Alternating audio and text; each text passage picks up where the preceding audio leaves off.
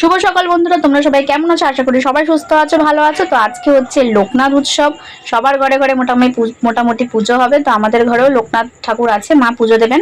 তো সকালবেলায় ব্রাশ করার পরে পাশের বাড়ি কাকি দিয়ে গেল এক বাটি প্রসাদ। তো প্রসাদটা খেয়ে নিয়েছি ব্রাশ করে। তারপরে দেখো চলে এসেছি বিছনা গোটাতে, বিছনাটা গুটিয়ে সকালবেলা টিফিন করব। আজকে করেছিলাম হচ্ছে টিফিনে সকালে গোলা রুটি।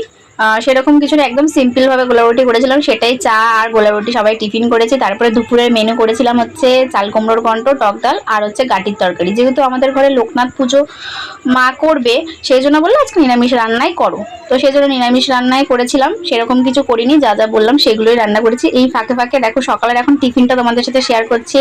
আর রান্নার ফাঁকে ফাঁকে মাঝে মাঝে ওপরে গিয়ে, যেহেতু মা পুজো দিচ্ছিলেন, ওপরে গিয়ে একটু মাঝে মাঝে ভিডিও করছিলাম, ফটো তুলে এসেছিলাম।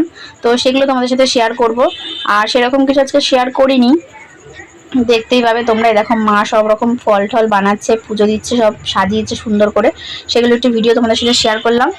আর দুপুরবেলা তারপরে মেয়েকে খাইয়ে দাইয়ে ঘুম থেকে উঠে ওই প্রসাদ একটু খেয়ে আজকের দিনটা সেরকম। আজকে এক জায়গায় যাওয়ার কথা ছিল, পুজোর নেমন্তন্ন করেছিল অনেক জায়গা থেকে, কিন্তু কোনো জায়গায় যেতে পারিনি। বিকালবেলা উঠে অন্যকে পড়তে বসিয়েছিলাম, কোনো জায়গায় যাওয়া হয়নি।